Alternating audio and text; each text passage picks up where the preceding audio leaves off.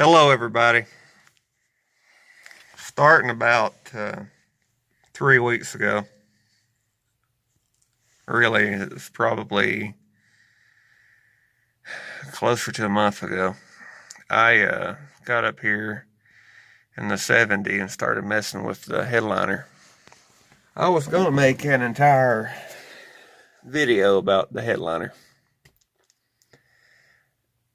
Just a one-piece video. It was just going to be, me doing the headliner in this car, but it's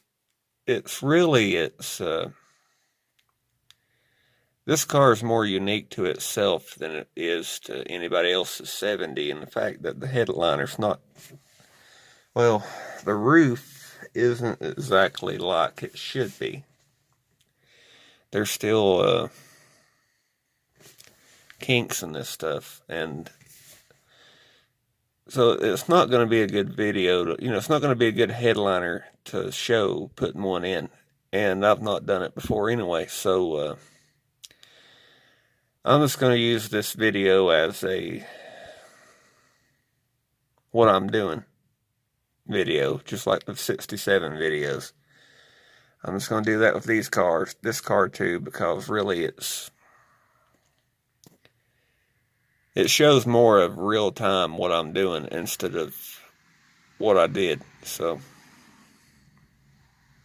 if that makes any sense. I figure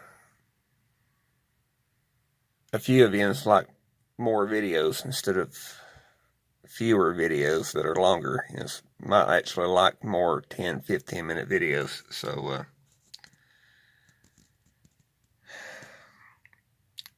this is the beginning of my headliner. Then probably the next 70 Chevelle video, it'll be possibly finishing it or getting it a little bit closer. I'm going to try to make these videos 10, 15, at the maximum 20 minutes long. So I hope you enjoy this video. And I figured I'd go ahead and say this now. Please like, comment, and subscribe for more. This is for my documentation. Driver's side, front one. Second one. Third. Fourth. Fifth one. Passenger side. Front one. Second one. Third. Fourth. And fifth.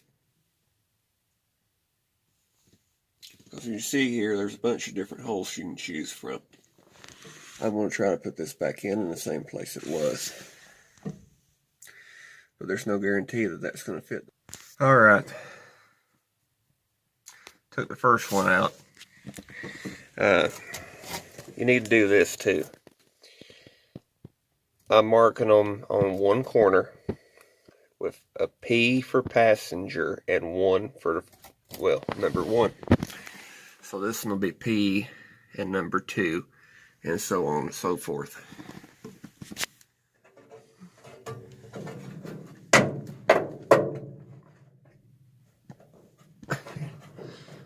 As you can tell, this shit does not come out very easily when it's rusted in. Okay.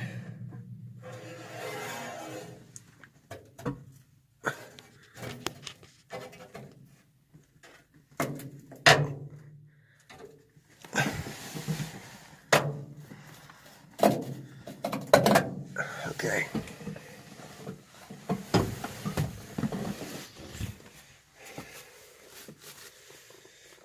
And then, you take your tape and you mark it, in this case, P2. At one time, these would have probably been wrapped in paper. Alright, so I got them all out. I already have the center one out and brushed and painted. I've got to clean up all the trim strips. We'll see how this goes. In case you guys haven't figured it out by watching all my other videos, this car is not a show car. It's meant to be a driver.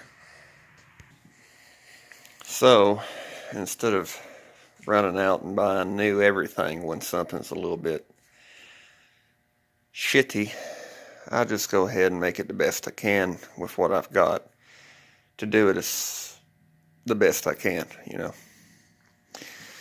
I stripped off all the old headliner material that was left and cleaned those with a piece of sandpaper and hit them with some silver paint just to make myself feel better. And tomorrow I gotta go to probably Lowe's and get some of those big flat Phillips screws that go through those holes and screw it to the roof. One thing I did want to just add to this video because, well, some of you might like this. I got up here the other day and painted that block. I showed you that. I got up here today, and this is a sneak peek because I didn't show any of that. I had to dry fit that motor, that engine together, the crank, the rods and pistons, because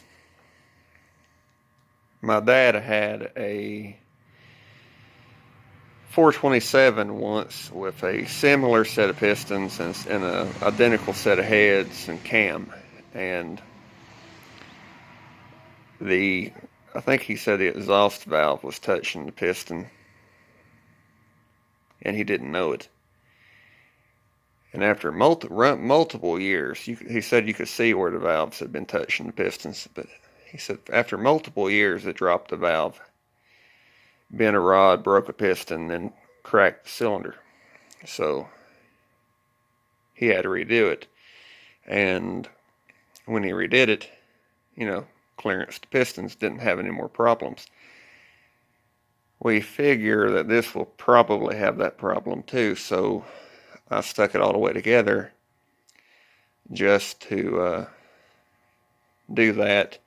And the reason I put all the pistons in it, because I could have just got by with putting maybe one on one side and one on the other side and just clearancing all of them the same, is we bought a crank scraper, and you have to fit the crank scraper to your rods and your crank to keep it from hitting it. So I figured it would be best just to go ahead and put the thing together and do that now, because this all has to be cleaned again before it's over, and before it's actually put together. I plan on showing that part. I figure for the third of you that make it to the end of the video, you might like to see this. And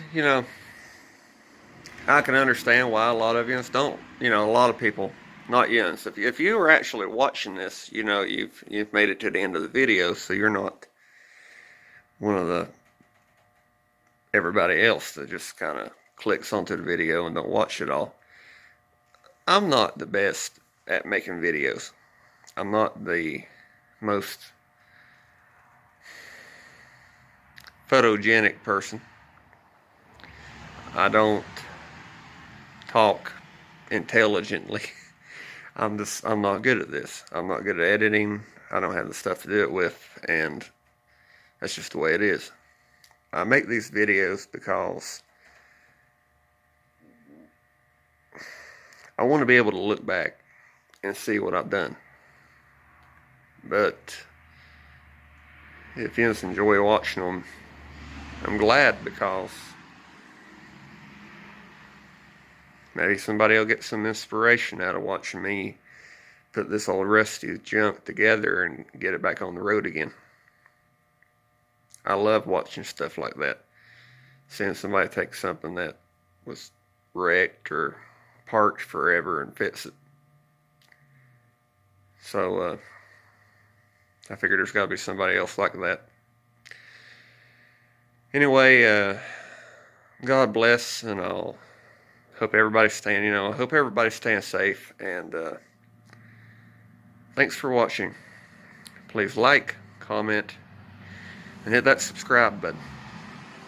See you next time.